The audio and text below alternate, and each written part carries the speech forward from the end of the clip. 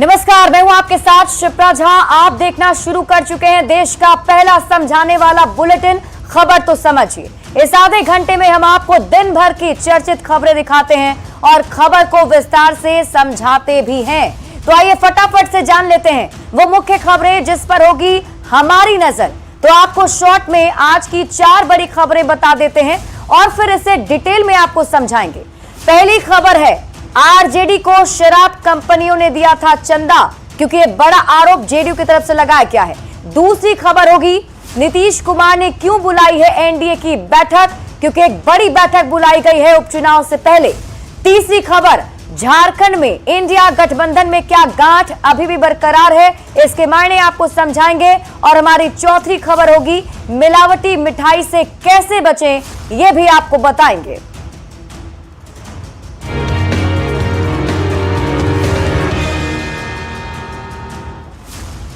तो बिहार में शराब और शराबबंदी पर सियासत तेज है।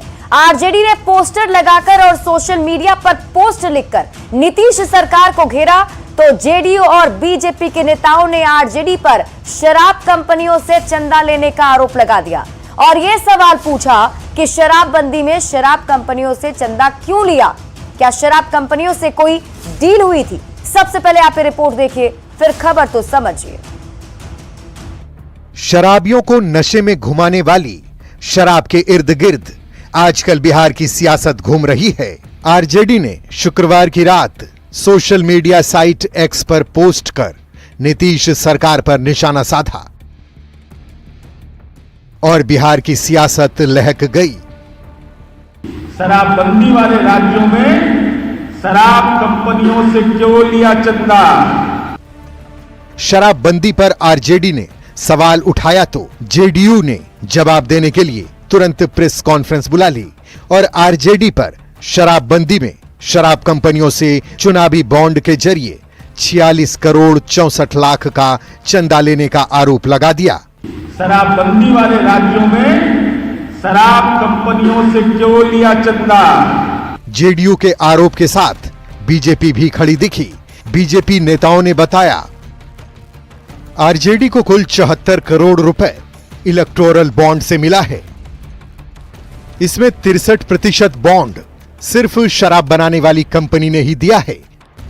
कंपनियों और शराब बेचने वालों के साथ इनकी मिली भगत है और ये चाहते हैं कि बिहार में शराब की बिक्री रहे, अवैध कारोबार जारी रहे और इसलिए इस तरह की रोज ये बयानबाजी करते रहते हैं। शराब और शराबबंदी पर तेज सियासत के बीच नेता प्रतिपक्ष तेजस्वी यादव ने एक बार फिर बिहार सरकार पर आरोप लगाया कि सरकार ही शराब बिचवा रही है, क्योंकि सरकार ही शराब बिचवाने का काम कर रही है, संरक्षण देने का काम कर रही है माफियाओं को। एक और आरजेडी के नेता बार बार शराबबंदी में जहरीली शराब से मौत के आंकड़े गिना रहे हैं, तो दूसरी ओर जेडीयू और बीजेपी के नेता सवाल पूछ रहे हैं कि जब शराबबंदी की शपथ ली थी तो फिर शराब कंपनियों से चंदा क्यों लिया। क्या शराबबंदी के खिलाफ माहौल बनाने की डील हुई थी। न्यूज 18 के लिए पटना से रवि एस नारायण, आनंद अमृतराज और शैलेंद्र कुमार के साथ ब्यूरो रिपोर्ट। तो बिहार में शराब, शराबबंदी और शराब से मौत पर सियासत तेज है। आरजेडी के हमले के बाद जेडीयू ने आंकड़ों के जरिए आरजेडी पर निशाना साधा है। जेडीयू का आरोप है कि शराबबंदी के बावजूद आरजेडी ने शराब कंपनियों से चुनावी बॉन्ड के जरिए चंदा लिया था। आइए पहले जानते हैं कि जेडीयू का आरोप क्या है। आपको बता दें कि इस बार सरकार इलेक्टोरल बॉन्ड लेकर आई थी, जिसके तहत कोई भी कंपनी जो दल है उसे चंदा दे सकते थे और जो दल है वो चंदा ले सकते थे। और उसी आंकड़ों के आधार पर जेडीयू की तरफ से ये आरोप आरजेडी पर लगाया गया है, जिसमें जेडीयू की तरफ से कहा गया कि 74 करोड़ रुपए जो चंदा आरजेडी को मिला है वो शराब कंपनी से मिला है। चुनावी बॉन्ड का मतलब 46 करोड़ 64 लाख, जो कि चुनावी बॉन्ड का 63% है, वो चंदा जो आरजेडी को मिला वो शराब कंपनियों की तरफ से दिया गया। मतलब यह कि इलेक्टोरल बॉन्ड के तहत 74 करोड़ रुपए चंदा के तौर पर आरजेडी को मिला था और उनमें से 46 करोड़ 64 लाख जो उसका करीब 63% हिस्सा है, जेडीयू की तरफ से आरोप लगाया गया कि आरजेडी ने ये जो चंदा इकट्ठा किया है वो शराब बनाने वाली कंपनियों से इकट्ठा किया है। और ऐसे में जेडीयू ने यह भी सवाल पूछा कि शराबबंदी वाले बिहार में शराब कंपनियों से आरजेडी ने आखिर क्यों ये चंदा लिया है। अब हम आपको एक एक करके उन कंपनियों के नाम बताते हैं जिनके नाम का जिक्र जेडीयू की तरफ से किया गया था। जेडीयू का कहना है कि इन कंपनियों ने आरजेडी को चंदा दिया था और ये कंपनियां शराब बनाती हैं। तो कौन कौन सी कंपनी है आइए जल्दी से आपको बताते हैं। पहली कंपनी का नाम बताया गया नॉर्दर्न स्पिरिट्स लिमिटेड, जिसकी तरफ से 20 लाख रुपए चंदा के तौर पर दिया गया था आरजेडी को। ये आरोप जेडीयू की तरफ से लगाए गए थे और ऐसे में कई और भी आरोप हैं, आपको बताएंगे। लेकिन उससे पहले आपको बड़ी खबर बताएं, मुख्यमंत्री नीतीश कुमार की अगुवाई में 28 अक्टूबर को एक एनडीए के घटक दलों की महत्वपूर्ण बैठक होने वाली है, जिसे लेकर सियासी हलचल तेज हो चुकी है। बैठक में क्या कुछ होगा इस पर भी निगाहें टिकी हुई हैं।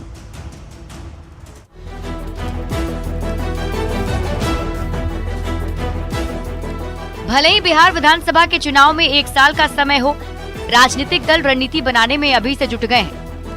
इसी क्रम में 28 अक्टूबर को पटना में मुख्यमंत्री नीतीश कुमार के सरकारी आवास 1 अणे मार्ग पर एनडीए नेताओं की बड़ी बैठक होने जा रही है। सबसे महत्वपूर्ण बात यह भी है कि खबर यह भी है कि एक कोऑर्डिनेशन कमेटी बनाई जा सकती है। बैठक में घटक दलों के एमपी, एमएलए, एमएलसी और संगठन से जुड़े नेता जुटेंगे। इस बैठक में अगले साल होने वाले विधानसभा चुनाव के साथ साथ चारों सीटों पर हो रहे उपचुनाव को लेकर भी रणनीति तैयार की जाएगी। 28 अक्टूबर को सीएम आवास में होने वाली एनडीए की बड़ी बैठक को लेकर बिहार में सियासी बहस भी छिड़ गई है। बैठक पर विपक्ष के नेता चुटकी ले रहे हैं।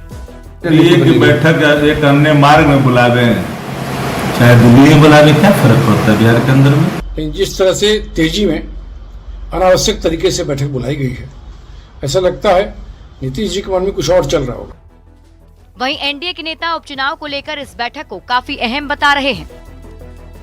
स्वाभाविक रूप से एक साझा रणनीति बनेगी और लोकसभा चुनाव से बेहतर परिणाम। एनडीए का एक सशक्त और समृद्ध बिहार बनाने का संकल्प स्पष्ट होता है। इस बैठक में बिहार में विकास को तेज करने के लिए नई रणनीति पर चर्चा होगी। अगले साल होने वाले विधानसभा चुनाव से पहले 4 सीटों पर हो रहे उपचुनाव को सेमीफाइनल के तौर पर देखा जा रहा है। इसमें 3 सीटें इंडिया के पास थी तो 1 सीट एनडीए के पास। ऐसे में तेजस्वी यादव की साख दांव पर है और एनडीए के नेता किसी भी हाल में ज्यादा से ज्यादा सीट जीतकर मानसिक बढ़त बनाने की फिराक में है। न्यूज़ 18 के लिए पटना से आनंद अमृतराज की रिपोर्ट। और अब आप समझिए कि नीतीश कुमार ने क्यों बुलाई है एनडीए की बैठक। बिहार में अगले साल ही यानी कि 2025 में विधानसभा का चुनाव होना है। अभी 4 सीटों पर उपचुनाव हो रहा है। बिहार की 4 विधानसभा की सीटें हैं। 4 सीट से जीत की हार से मैसेज जाएगा। अगर इन 4 सीट पर जो भी जीतता है उसके लिए बढ़त होगी। नीतीश मजबूती के साथ एनडीए का मैसेज देना चाहते हैं। 2020 में एनडीए कार्यकर्ताओं में कंफ्यूजन हो गया था, जिसकी वजह से नुकसान कई सीटों पर देखने को मिला था। नीतीश कुमार नहीं चाहते हैं कि इस बार कोई भी कंफ्यूजन रहे और यही वजह है कि एनडीए नेताओं की बैठक नीतीश कुमार ने बुलाई है और इस बैठक में चुनाव को लेकर रणनीति बनाई जाएगी। बढ़ते हैं आगे और अब बात अगली खबर ही करेंगे। झारखंड में भाकपा माले ने झामुमो और कांग्रेस की 70 सीटों पर उम्मीदवारों की घोषणा को एक तरफा बताया है। माले नेता मनोज भक्त ने कहा कि इंडिया गठबंधन क्रिटिकल स्थिति में है। माले ने कांग्रेस और जेएमएम को 24 घंटे का अल्टीमेटम भी दिया है।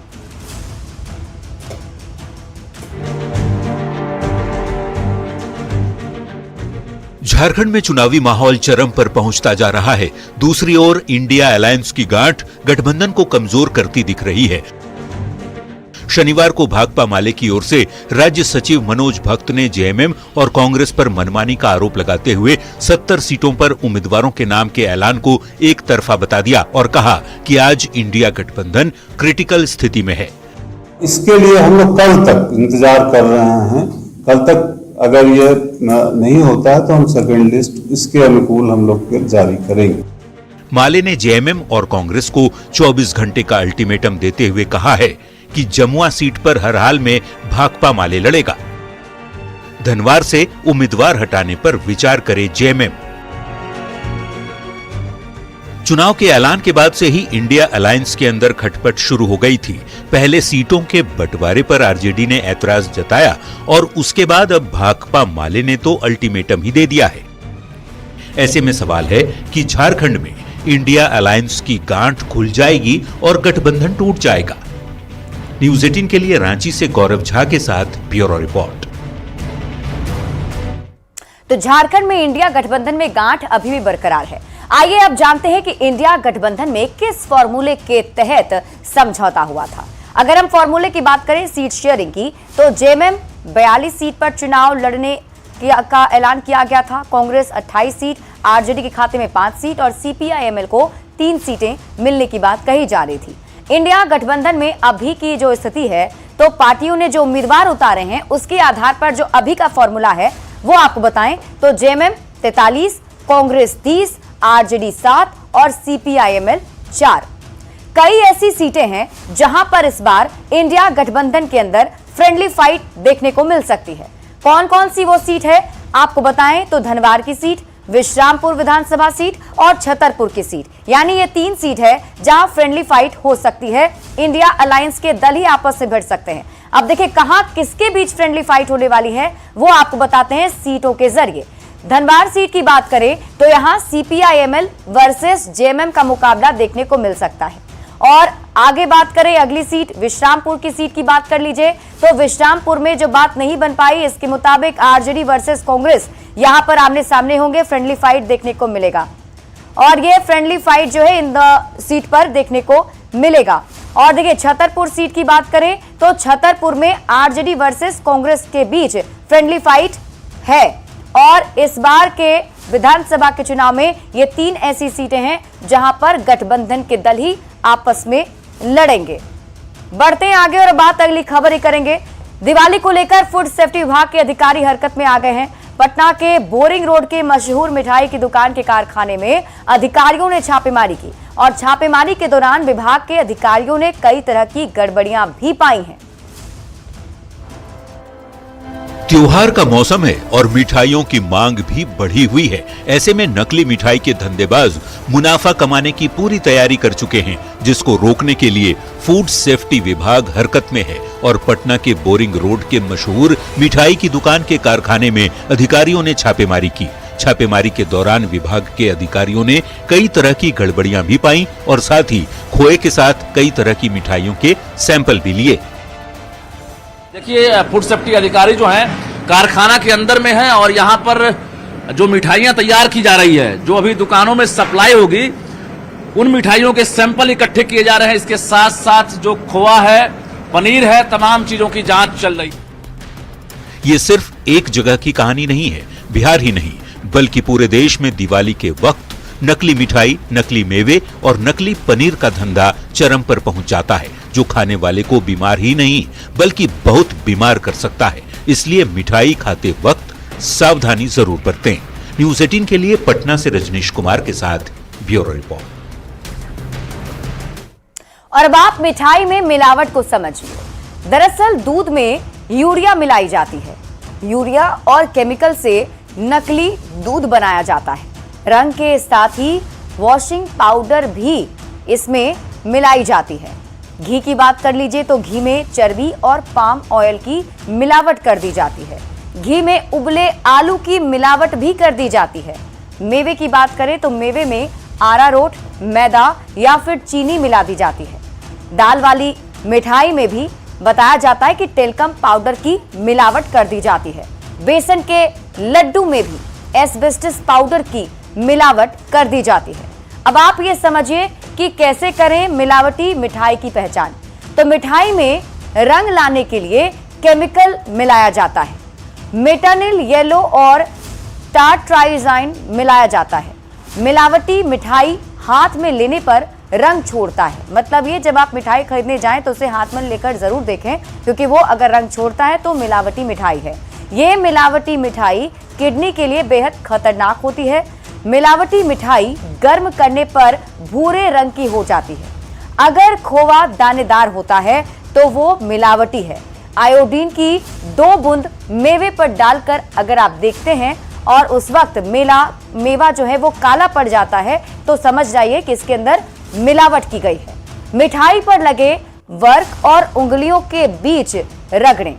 अगर पाउडर बन जाए तो असली वर्क है। असली वर्क को जलाने पर सिकुड़ जाता है और नकली वर्क जलाने पर राख में बदल जाता है।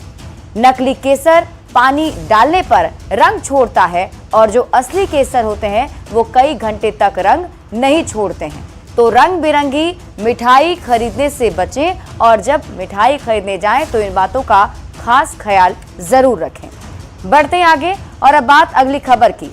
लोक गायिका शारदा सिन्हा की अचानक से तबियत खराब होने की वजह से उन्हें दिल्ली एम्स में एडमिट कराया गया है। एक ओर जहां शारदा सिन्हा के लिए यज्ञ और पूजा की जा रही है तो दूसरी ओर न्यूज 18 पर खबर चलने के बाद बिहार के स्वास्थ्य मंत्री मंगल पांडे ने उनके परिवार से संपर्क किया और इलाज में राज्य और केंद्र सरकार की तरफ से हर संभव मदद का भरोसा दिया है।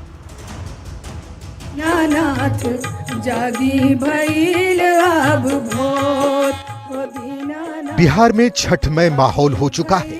ताल तलैया से लेकर घरों में लोग छठ की तैयारी में जुट गए हैं, लेकिन जिनके गीतों के बिना छठ की कल्पना नहीं की जा सकती या कहें कि जो छठ की पर्याय बन चुकी हैं।